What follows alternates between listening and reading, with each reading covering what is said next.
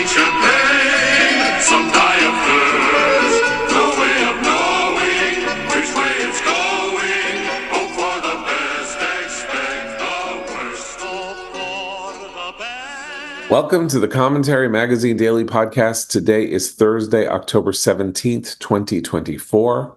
I am John Podhoretz, the editor of Commentary Magazine. With me, as always, executive editor Abe Greenwald. Hi, Abe. Hi, John. Media commentary columnist Christine Rosen. Hi, Christine. Hi, John.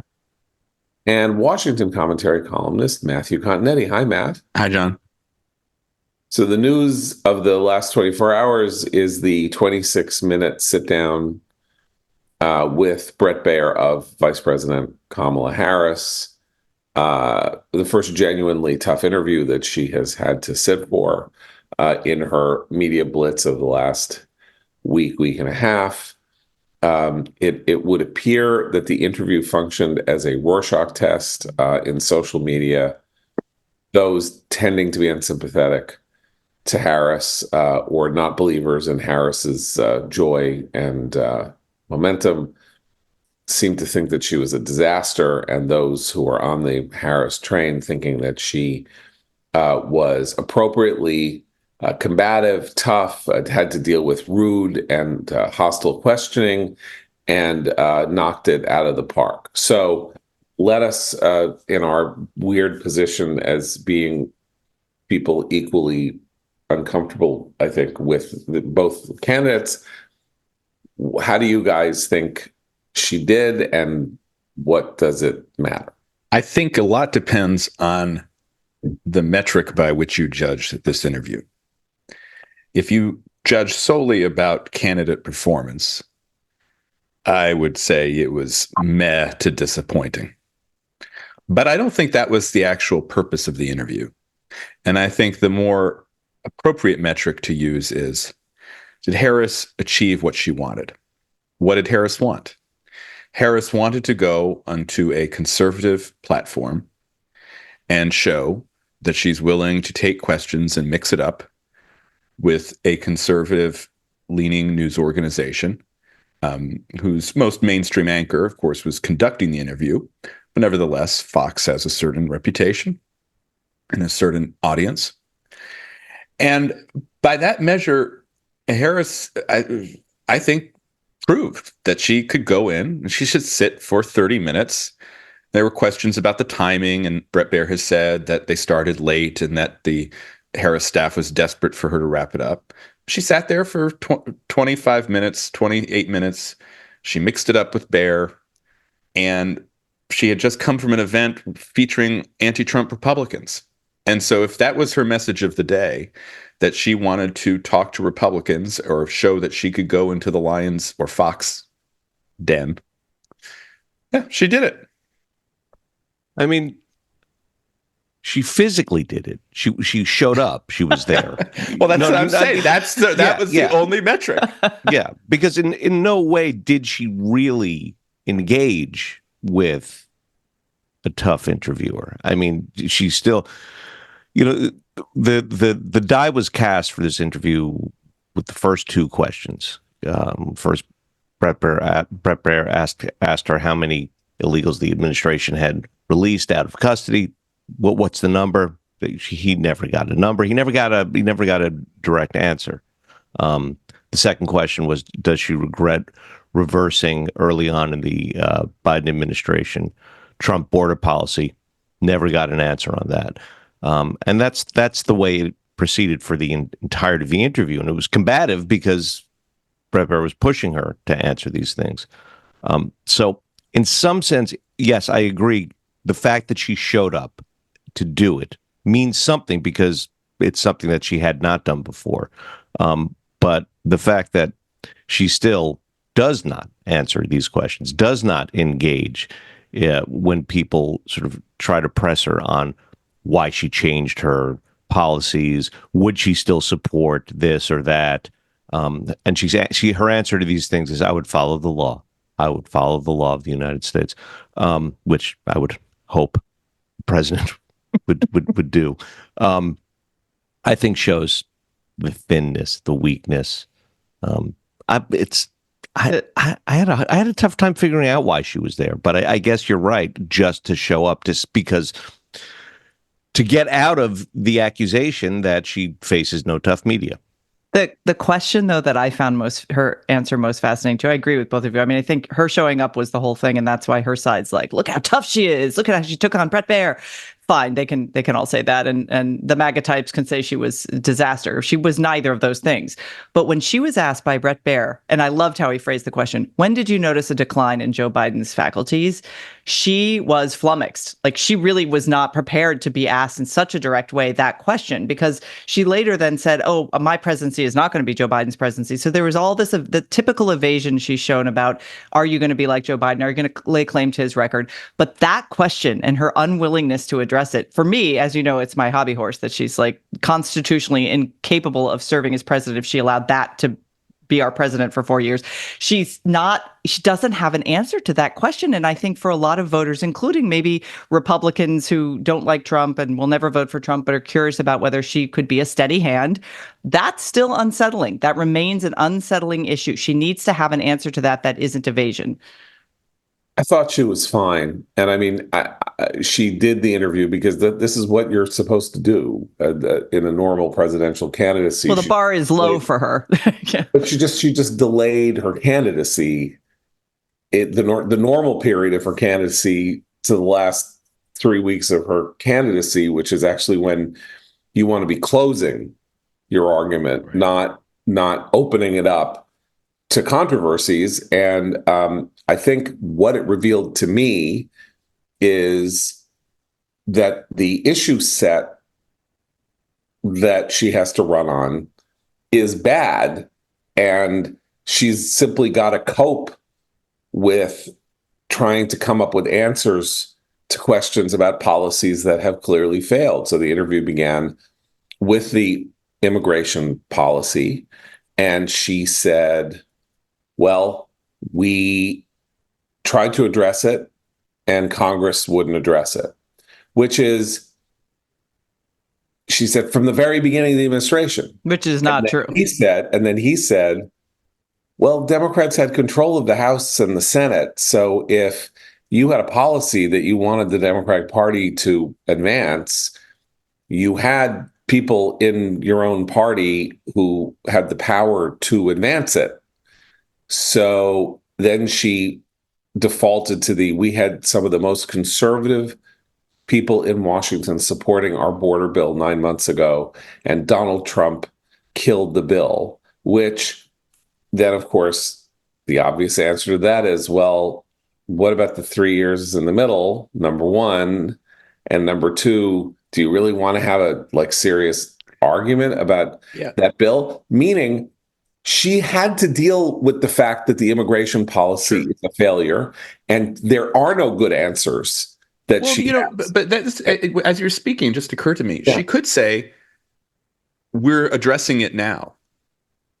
We could say, I didn't really hear that from her. I mean, well, she said, she's trying to pretend solutions. Yeah. We're trying to get to solutions, and Donald Trump wants to live with the problem to make a political. Right. I think her decision in the interview was every opportunity attack Trump. And as Mark Penn pointed out on Twitter this morning, attacking Trump on Fox is kind of an unusual strategy, because the audience there is predisposed to like Trump. And so you would think if you're the Democrat nominee for president, you would try to appeal to them in some ways by not mentioning your challenger. But she did not take the Mark Penn approach. She brought it back to Trump every time, whereas she could have at that point said, it's a problem. And she did say it's a problem, which is interesting in itself. It's a problem. We tried with Congress. Trump killed the bill. Now we've done the executive orders, and there's been some reduction. But she didn't do that part, which was kind of revealing, and I think in her own, lack of an understanding of policy. Really, I mean, it's so political. But and of course, I'm saying the sky is blue here. I love how she's answered the question of Brett's question about what she said last week, that not a thing comes to mind when asked if she would be different from Biden. She has refined her answer. And the answer that she said last night was, I want to be very clear. I love it when she starts her response with it. I want to be very clear. My presidency will not be a continuation of Joe Biden's presidency. Now, at first, you're like, oh, okay, she'll be different. And all of the K-Hive on Twitter is like, yeah, look at her. She's breaking free. I think that was literally the playbook message this morning. She's breaking free of Biden. But parse those words. It's literally a statement of fact. It's literally true. It's a statement of fact. It's literally true. It will not be a continuation of Joe Biden's presidency. Matt, hold on. It may be a continuation of the Biden presidency. Let's just, I mean, we're now getting a little in the weeds here, but imagine that Harris wins narrowly. Republicans retain the House and win the Senate by 2 votes. And they win the Senate by 2 or more votes. She may have no choice but to be the continuation of the Biden presidency, at least when it comes to the cabinet that runs the departments of the presidency. She may seek to continue in office. Yeah, that's true. At least through, continuances or whatever, the entirety of the Biden cabinet, because she won't be able to get nominees through. Well, I think with the glorious effort trying to make we have a labor secretary who's never been confirmed. She's a full-time recess appointment. With appointments, you don't need 60 votes. So I assume that there would be, Susan Collins and Lisa Murkowski would be able to. Yeah, you're going to have to do that exactly by case by case. I agree, but this is what's so funny about her answer, because again, just like the immigration answer, there's another answer that she could have offered, and which is visible through the detritus of her verbiage. And because right after she said, my presidency will not be a continuation of the Biden presidency, she went on to say, look, I just came from a speech to Republicans. And she said before she will have a Republican in her cabinet. And she hasn't said who or what, and then she said, I'm also listening to the business sector. And this is very interesting because we've had a lot of reporting about how her brother-in-law, Tony West, is going to business and going to the financial sector and saying, hey, what do you want? We're going to be much friendlier, right? So there is a way in which you can see her presidency being different from Biden's presidency, being a more weighted toward kind of Republican concerns, even if there's anti-Trump Republicans, and weighted more toward the business sector. But she can't say that because she is so afraid of being criticized by the left. That just comes. She also doesn't speak their language, though. That's why she has to send a surrogate to a lot of these more left of, slightly left of center. The more centrist it becomes, the less conversant she is in even speaking that language. I find whenever she's asked to talk about even her response on immigration, when Bret Baier, and I'm glad he did this, he brought up some of the victims of illegal immigrant crime, young women who've been murdered by these people who are in the country illegally. And I know her side of the aisle was like, oh, she showed such empathy. I did not like her answer. She's like, oh, we feel for the families. I'm like, that's not what you say. What you say is, this is unacceptable. We will make sure this doesn't happen. That's where she had an opportunity to seem tough. But that is a kind of more centrist argument. Her sympathies are not with those victims. It's with the illegal immigrants pouring over the border who she thinks should be treated in a way that her vice presidential guy on the ticket did in Minnesota, which is to give them benefits, to give them the treatment that you would give to American citizens. And she can't speak to that. People are worried about that. I would, to play devil's advocate, I thought that was her best moment when she said, it's just so, I feel so badly for it. Brett played this tape of a mother testifying, saying, I blame the Biden-Harris administration for the policies that led to the death of the murder. As well she should, yes. Right. And she said, rather than getting into a fight with, a person like that whom you can't win a fight with, it's sort of like a hostage, getting into a fight with a hostage family.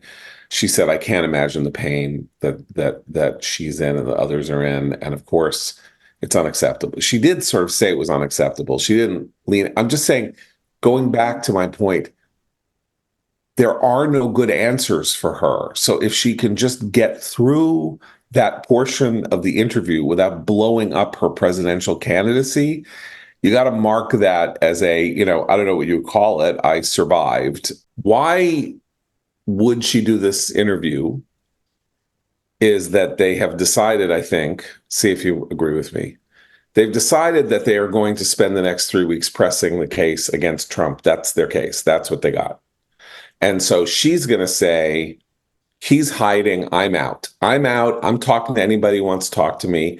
And he's in hiding. Now, he's not really in hiding, but she can say he's in hiding because he wouldn't agree to another debate and because he skipped out on 60 Minutes. And she can say, well, he won't go to 60 Minutes. I went to Fox and he's unstable and there's reasons to question his acuity. And did you see that interview with Michael Caine at the Chicago Economic Club? That, of course, being Bicklethwaite. John Bicklethwaite. John Bicklethwaite. And he couldn't answer a question. He kept drifting away, drifting off. He's crazy. He says terrible things about the country and about wanting to seize power. And Mark Milley says he's a fascist, and everybody who worked for him says he shouldn't be president, and he won't even talk to you, and I will. So that's the close. It appears this is their closing argument. They're not going back to joy. They're not going back to I'm going to turn the whatever they would. This is not. There is not going to be a positive case made in the closing weeks. Maybe the closing days there will be for the Harris candidacy. They are fear the fascist. Yeah. Cannot let this guy back in. I'm going to give you 10 reasons. He's a fascist. He's senile. He's chicken. He's mean, and he doesn't like women. And I don't know where else they're going to go. And that's her argument for becoming president of the United States, because she can't talk about immigration. Issue number 2, she can't talk about the economy. Issue number 1. And I don't even know how well they think democracy is on the ballot is going, because that's not really where it is. He's a fascist, but that's the whole democracy is on the ballot thing is a case against Republicans generally, and the Republican Party is led by Trump. And she's going right at Trump personally. They also she kept saying the rhetoric. That's what she's homing in on. That's what she's turning the page on. I mean, that was the enemy moment within, where right? Yeah, he's Brett McCarthy. played the video of Trump being asked by Harris Faulkner yesterday about the enemy within, and saying basically he didn't mean it, or he meant the people conducting the lawfare against him. Yeah, and then Harris said, "I'm sorry, that's not actually the quote that people are talking about," and she went, heavily into attacking Trump for that quote. Yeah, you're right. That's not quite the democracy argument. It's much more focused on Trump.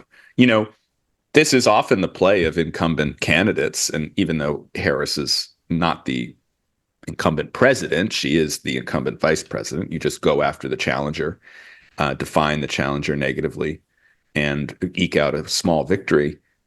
What's funny about this is, of course, the candidate who's undefined in the final weeks is Harris. So if you put yourself in the position of one of these swing voters, one of the truly undecided voters in the battleground states, and you watch that interview, do you really come across with this better sense that you know who Kamala Harris is and what she would do as president? And I think that's a problem for her. But that's the deliberate choice that they have. As is the case with all such things, they have 100 paths they could go down. So you have to ask yourself, with the amount of money they have, the amount of testing that Democrats do, because they are really, they are data people and they do a lot of stuff. They got a lot of money to do a lot of stuff. And they may have looked and said, this message isn't going to work. That message isn't going to work. You know what message works? Abortion and Trump is crazy.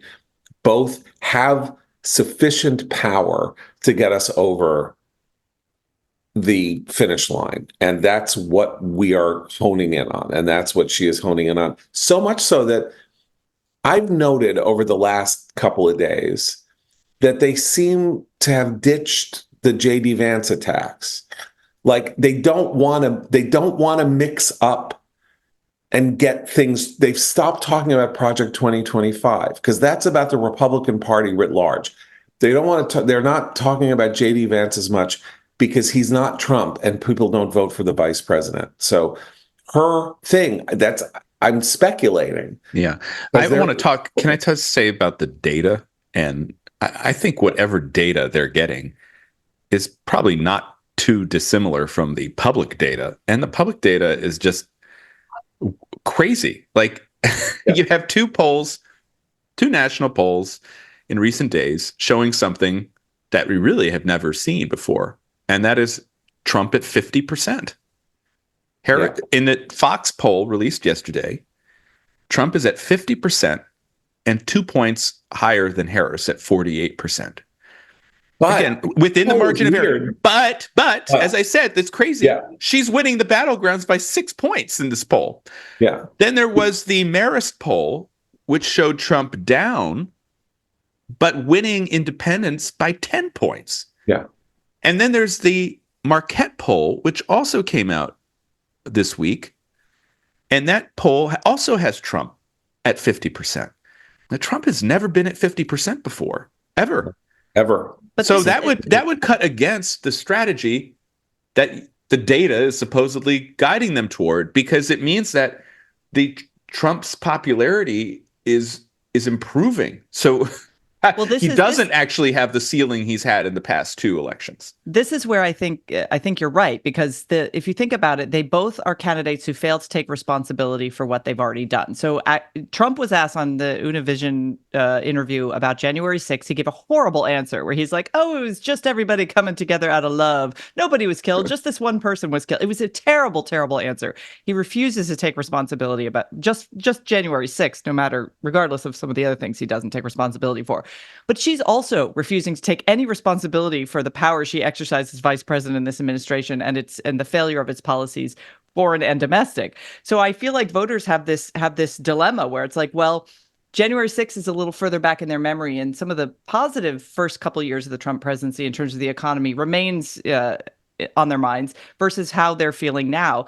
It is a dilemma. Neither one of these candidates will take responsibility for their actions. And so if her strategy is to demonize Trump and call him a fascist, I'm not sure that works with people who thought, in 4 years he could have done all these terrible things. He did do some bad things, but my bank account looked better. I had a more optimistic view about the future than I do now.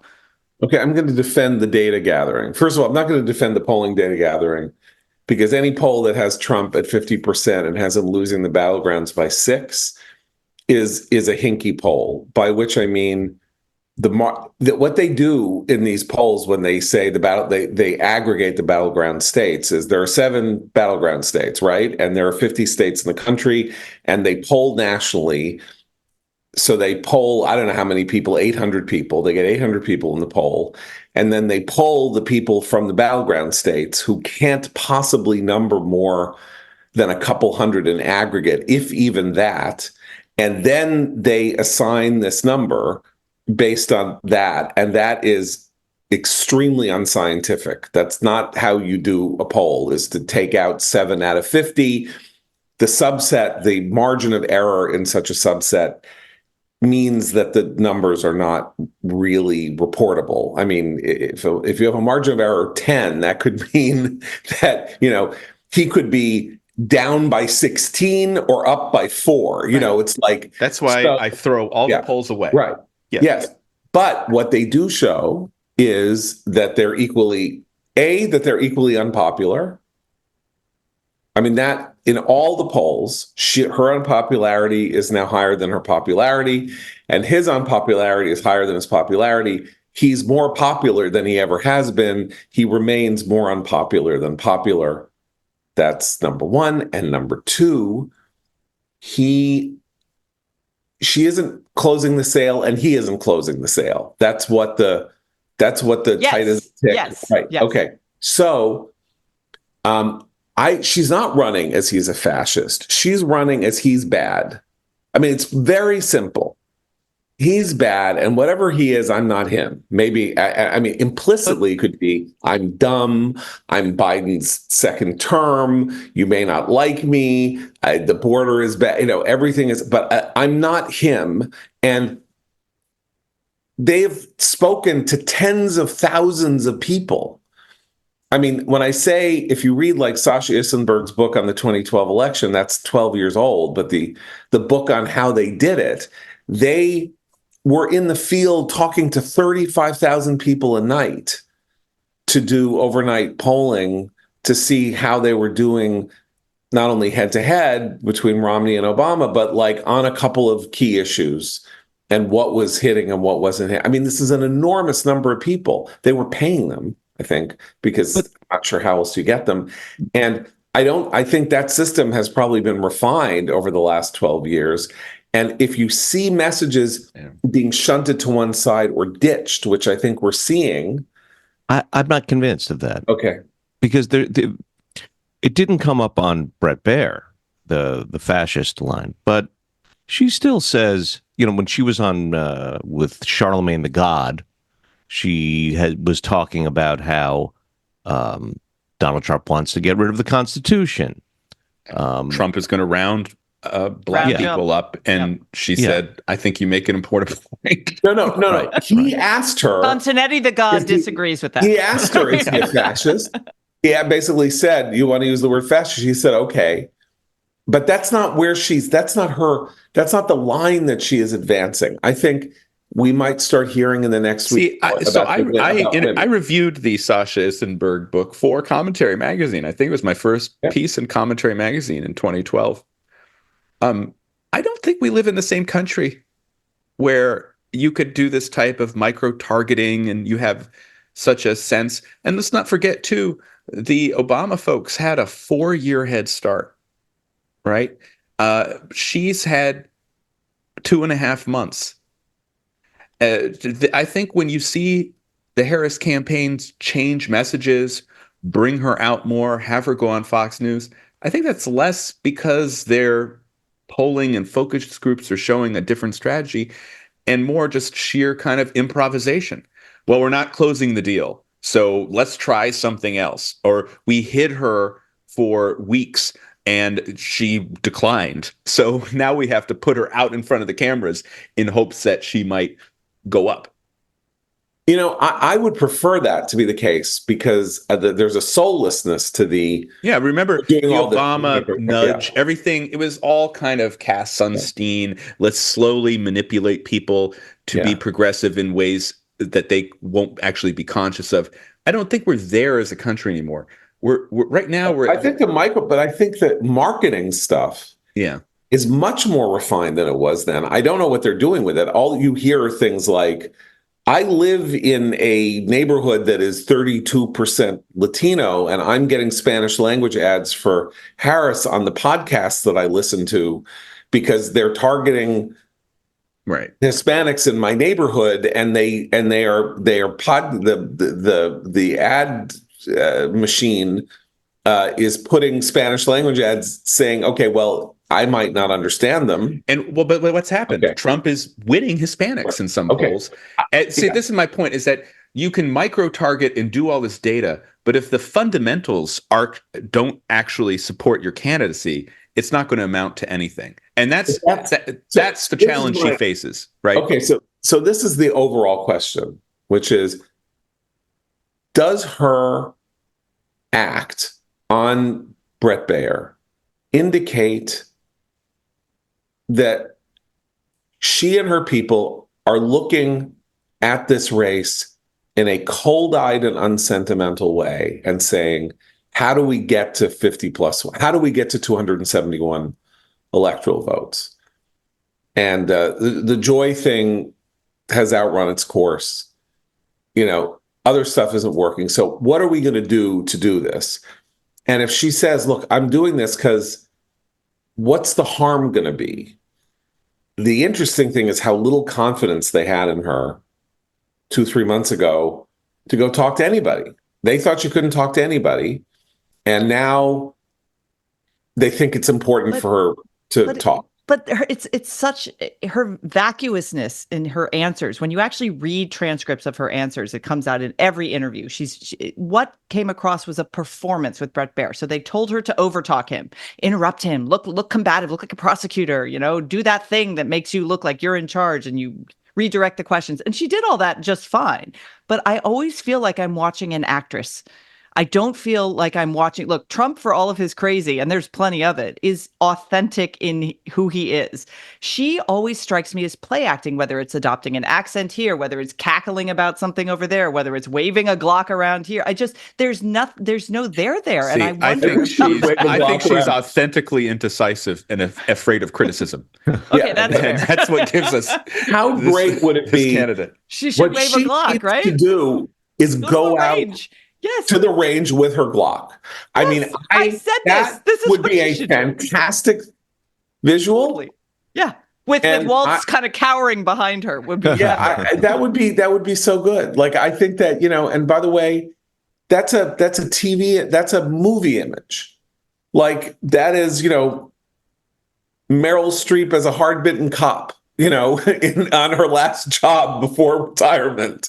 I'm not joking. Like, lean into it. Go ahead. Like, Or it's funny that Trump has beat her on the going to McDonald's, because Trump is planning to go to a McDonald's and work the fry machine this weekend. He's going to work the fry machine. Why hasn't she done that? Simple things like that. Right. Yeah. Now, this is one of those things where when this is all over, win or lose, we will either get the framing of how fantastic they did, what they did, how they saw what they were. A lot of inside stories will be told, or it'll be like John Allen and Amy Parnas's book about Hillary and how disastrous the Hillary campaign was, which of course I'm not even sure it was really, but I mean, one way or another, we're going to hear why she didn't go to the fry. We're just not going to hear it until she is going to Wisconsin. She never worked at McDonald's. Exactly. That's the point. No, exactly. And does she own the Glock? Is there a Glock? Where is the Glock? Yeah, she is not making the mistake about the Rust Belt, though. She is just bombarding Wisconsin this week and next, and she's going to Michigan. She's not making that mistake. Well, she has to bombard. I think that's a sign of the reality principle. And what seems to be happening, and what is shaping this change in strategy we've been talking about today, is her path to the White House is narrowed in recent days. When she came on the scene, she was opening up multiple paths, or more paths than Joe Biden had to the White House. But what's clear now is she recognizes that her only path is winning the 3 Rust Belt states and picking up either that vote in Omaha, which she seems to have, or maybe one other Sun Belt state. But even now, those Sun Belt states seem like they're being taken off the map. And so she has to spend all of her time in the 3 Rust Belt states. And that seems to be what she's doing. And just before we recorded this podcast, the second gentleman is going to travel to one of those battlegrounds too. He's not going to Arizona. He's not going to Georgia or North Carolina. He's going to either Wisconsin or Pennsylvania, just like she is. I would just say, conversely, though, Nevada seems safer for her. Nevada has a large. First of all, Nevada has gone Democratic in the last 3 elections. It hasn't voted for a Republican in 20 years. Yeah. Oh, in 20 years. It's like Virginia. And it's got this very, very heavily unionized workforce in Clark County, which is where Las Vegas is. And Trump has made inroads there because he literally has designed outrageous policies intended to suck up to the hotel and entertain, and the leisure industry workers by saying we're not going to tax your tips or whatever. Like, I will buy you. Let me buy you and you will be bought, and let's see how that works. I mean, it's interesting. He's closer than you might think. She'll probably win it. I mean, I think if he wins Nevada, that's like one of those weird things where if he wins Nevada, that means that, he's going to win Michigan. I mean, not that these states are even remotely comparable. It just means there's a weakness at the core of her candidacy and the party's ability to get out the vote that will show itself elsewhere other than in Nevada. But what they know about the Rust Belt is that the warning signs are not just at the top of the ticket. Not that she's going to do anything except get herself elected. She's not going because she's trying to preserve the Senate majority for the Democrats and help Alyssa Slotkin or Bob Casey or Tammy Baldwin. But the fact that they are all at some risk or some danger of losing, again, is a sign of a core weakness in the Democratic Party's ability to get out its vote. Let's talk about that a little bit, and then we should move on to some news. But so the early voting, I had said at the beginning of the week that the early voting numbers looked terrible. They were like 40% down based on where they were a year ago. And then Georgia's early votes started coming in, and it is mammoth. And this is a very interesting thing because I don't think that you can look at Georgia and the early vote and say that it's the same dynamic as the early vote, meaning that that's wildly favors Democrats 2-1. And so if you have a huge turnout of the early vote, that means that Democrats are banking votes that Republicans are going to have to catch up to on election day. Because Georgia's electoral because the people who run Georgia, the governor and the Secretary of State and all of that, are advocates of early voting and are not friendly, obviously, to the Trump argument that you have to do whatever you can to suppress the early vote because these lunatics in the Georgia state legislature came up with all these patently unconstitutional ideas about how to restrict voting in Georgia that a judge, as in a very, very brief and pretty powerful decision, totally tossed out on their ear. You have to hand count every ballot and this and that and the other thing. But if that were happening in a state that was a Trumpy state that swallowed all of this and had a Trumpy governor that said what Trump would have wanted a governor to say about the early vote, that's one thing. But if it's Brian Kemp, who and this guy Gabriel Sterling and others, like that's not. We don't know what the Georgia Republicans are doing in where they're doing it. And I will say that if you look at the numbers, somehow, I don't get how, it's always so creepy when this happens. If you look at the aggregate totals, they're breaking out the black and white early vote, which is weird. I don't know how they know who's black and who's white in an early vote. Like, that's creepy. What it's like, it's because somebody's named Jefferson that you say he's black. I mean, I don't know. But those totals do not suggest a huge surge for Harris. I mean, they don't suggest a huge surge for Trump either. But it does not appear as though there is a disproportionate vote among the population that you would expect to go 90% Democratic in this first 3 or 4 days of the early vote totals. So if that's the case, and Republicans are coming out of some of their swoon about the early vote, again, Democrats don't seem to be early voting the way they were before, which makes sense since the last early vote was a pandemic vote. And even in 2022, there were probably still a lot of old people who were still worried about going out in crowds or whatever. And now it's 2024. And so you don't have to early vote. And maybe people kind of like going to. Or people aren't going to vote. I mean, this turnout is just going to be lower across the board this election, which would, I think, harm Trump if you have a lower turnout. And so I find it very hard to read anything into these early vote numbers, other than I think that there are plenty of people, white liberals in particular, who are eager to vote against Trump. And so they'll be at the front of the line as soon as the early vote stations open. Remember, the early vote, the thing about the early vote is that it's like Black Friday shopping, which is to say, if you're Amazon or you're Macy's or whoever, and it's the day after Thanksgiving, you want people buying their Christmas presents from you. And you want them there because they might buy them from somebody else. But one thing is that they're gonna buy Christmas presents. So get them as early as you can, or they'll go somewhere else. And so that is the real reason for the early vote is if someone's wavering between Harris and Trump and, is really wavering, if you can get them in and they would be more likely to vote early for Harris, then at least that vote can be banked and it can't switch. It can't go somewhere else.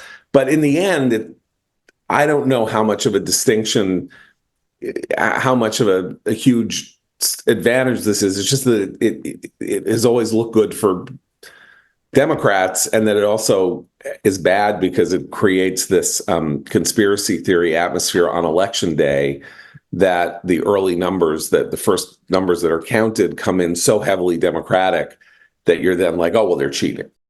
Okay, we got to move off this because there is potentially historic news that has come as the podcast is going on, and I don't think we should. My guess is by the time you hear this, there may be more confirmation or not confirmation of this, but the story out of Israel, and there is a pretty convincing photograph to make the case, is that Yahya Sinwar, the head of Hamas, has been eliminated in a tunnel in Gaza. They are trying to do there is a photograph of the body, looks exactly like Sinwar. And in a pile of rubble, and they have to do DNA testing or whatever. I feel like if it weren't key, that this might not have emerged. You're not going to see anything in the Israeli press because they're under censorship. But it's leaking out in social media. The photograph has obviously been leaked, and that is one other thing to be said is that the IDF has already announced that whoever this body is, there were no hostages in the immediate vicinity of this body, which might either mean that it isn't Sinwar, it's just somebody who looks a lot like Sinwar, because we kept hearing that Sinwar was traveling in a sort of cortege with hostages surrounding him and holding holding in his hand some kind of a bomb that he could use against them. Nobody knows if that's true or not, obviously, and how. But anyway, this could be this world historic moment, particularly coming at an interesting time with the administration having decided to go all hostile at Israel on its behavior in Gaza, not being humanitarian enough, and letting the United Nations Relief Works Agency continue to be a Hamas subsidiary under their noses. They're about to kick Hamas out of Israel. They're going to designate Israel is going to designate UNRWA as a terrorist organization and deny people who work for UNRWA diplomatic immunity, which will effectively mean that UNRWA's got to get out of Israel as soon as possible. And of course, the administration then had a complete cow over this part of this letter, this crazy letter that was sent on Sunday. Yeah. I mean, if it is Sinwar, it's a huge victory and reason for celebration, but it doesn't mean the end of the war. And we still have to press on and free the hostages. And I wonder what the dynamic would be. I mean, when Nasrallah was killed as a result of a conscious plot, and an extraordinary feat of intelligence to lure him there and to kill Nasrallah. Of course, the war against Hezbollah goes on, so I would expect something similar would happen. Though, who would inherit Hamas from Sinwar I think it's a question in my mind, because he, of course, was the inheritor from Hania, who was killed in Tehran. So I don't know who comes after him. It would definitely cause a huge problem for Hamas as an organization. Look, I mean, Hamas, this is sorry. I'm just saying, this is something that Israel has been extraordinary at, which is, I remember from the U.S. war on terror, one of the criticisms was, well, Osama bin Laden's one guy, you kill him, the next one pops up, right?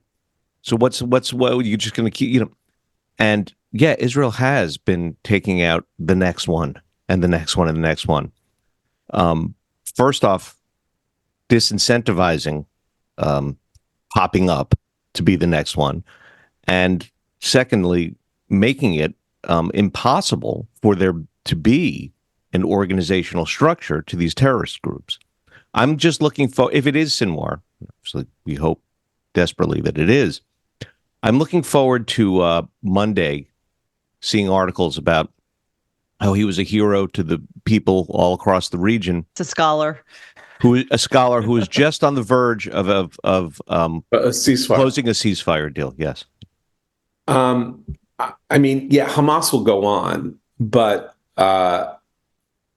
because it's, I mean, it's like it's got its corporate structure, it's got its funders, it's got whatever money it's got in bank accounts hidden in various places and all of that. But it's because it's not just, as you say, it's not just that they eliminated Sinwar and they eliminated Haniya.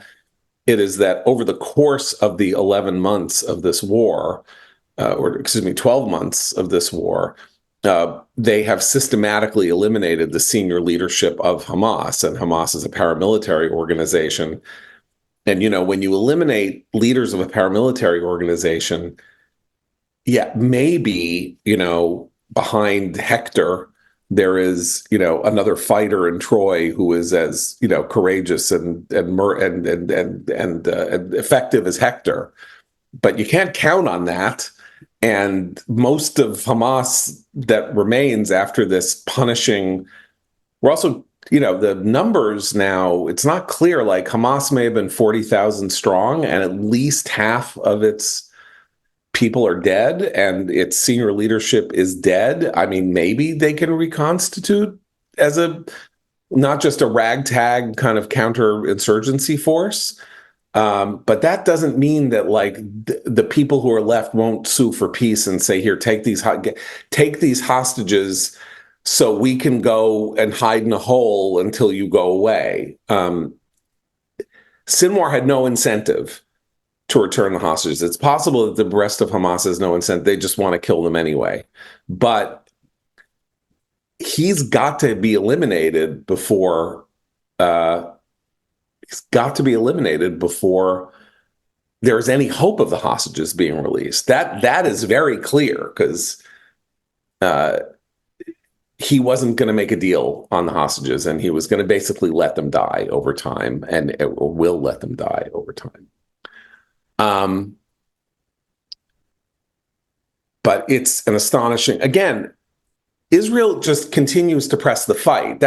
We look at this from New York and Washington and all that and go, oh my God, on the one hand, they're sending the THAAD anti-ballistic missile battery and to help against Iran, and that's good. On the other hand, they send this letter and that's bad. Bibi is this, and Bob Woodward is quoting Biden saying Bibi's an effing bad guy and what an a-hole and blah blah blah. And meanwhile, Israel's just doing what it's doing in Gaza, in Lebanon, and I assume the one thing that it's hung up on is it hasn't quite figured out how it's going to go at Iran, though it's going to go at Iran, and that's where the American policy starts getting hinky. But there was some point at which they just stopped listening to the U.S. and its advice or counsel or political wants or needs on Gaza and just did what they had to do. That was like around July, and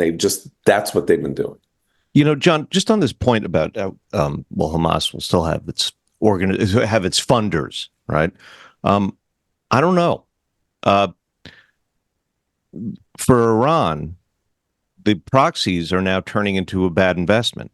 They were a good investment for them for a long time, or so they thought, until they weren't. But if you're Iran, you give $100 million a year to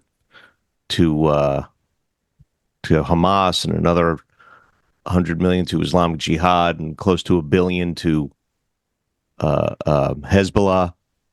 What is their return on that investment now? Right. Well, that's a very good. First of all, I think those numbers are probably low. understated, but That's the State yeah, Department. no, they made their investments. They paid off when they paid off, and now it's time to do a run on the bank. Like, Right. Not just that. I mean, Qatar. The question you're going to have to look at here is what is Qatar going to do? Like, why would Qatar stand behind Hamas?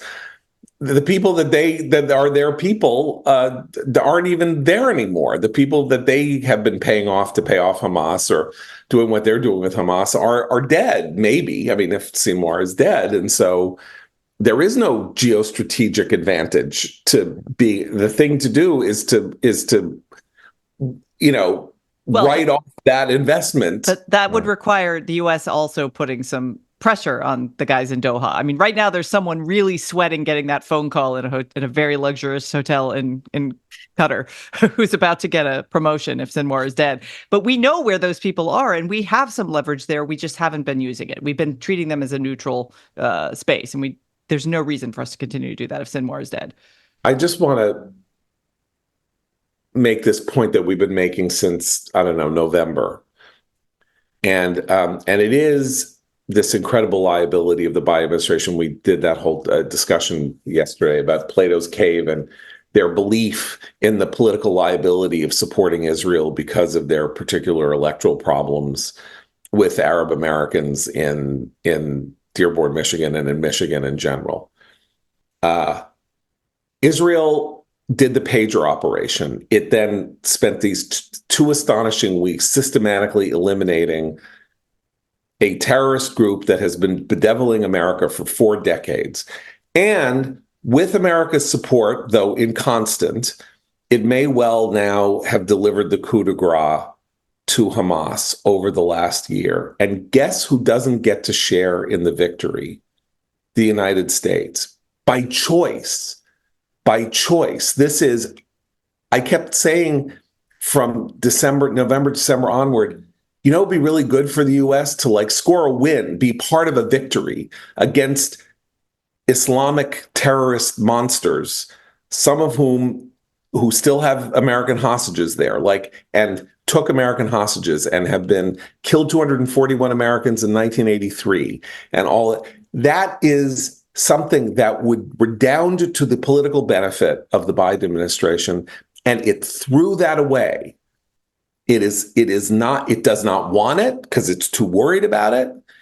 And over time, we're going to hear Israel owes America a huge debt because of the missile batteries and the help with Iron Dome and the help against the Iranian ballistic missiles and all of that. And I don't think that's untrue. And I think that Israelis do believe that America fundamentally has their back, not this government necessarily, but the country. But I mean, what a huge political missed opportunity for the United States and for the Biden administration itself. If it had remained just a sort of rock hard supporter of Israel's goals here, it would be basking in the fruits of a victory that it has denied. It will now have permanently denied itself. And for what? For whales?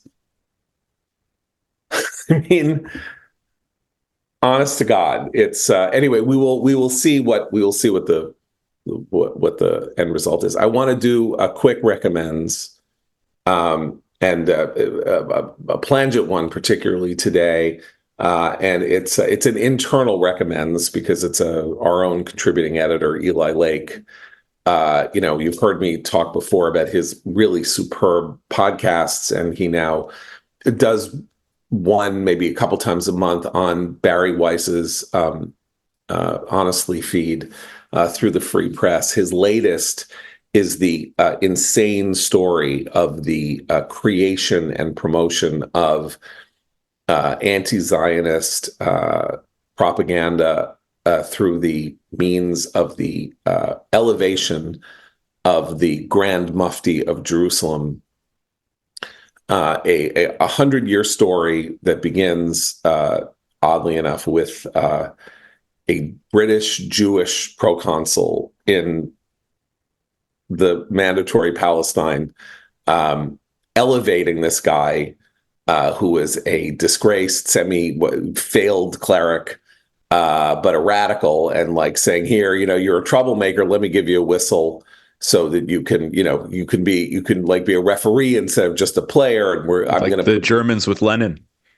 Exactly. The parallel is actually eerily exact. Anyway, so if you go, and Eli has a piece in the Free Press today that expounds on some of the themes. But this podcast is a just superb piece of storytelling and historical analysis, and it really does put you in mind of how insanely contingent history is. Because if somebody other than Herbert Samuel had been the official in Palestine in 1920 or 1920, when the decision was made to, as I say, give this guy a whistle, we might have a much different story of the last 100 years. A lot of Palestinian nationalism originates from him. It's not a larger, historical trend that was inevitable. That's very clear. He just had a very interesting idea about how to harness support for himself and his cause that had resonance later on as political circumstances changed. But he could have just been left on the ash heap of history without ever having been a historical figure, which would have likely happened under any other circumstances. So that's Eli Likes Honestly podcast about the Grand Mufti of Jerusalem and his article today in the Free Press. So we will be back tomorrow. For Abe, Matt, and Christine, I'm John Podhoretz. Keep the candle burning.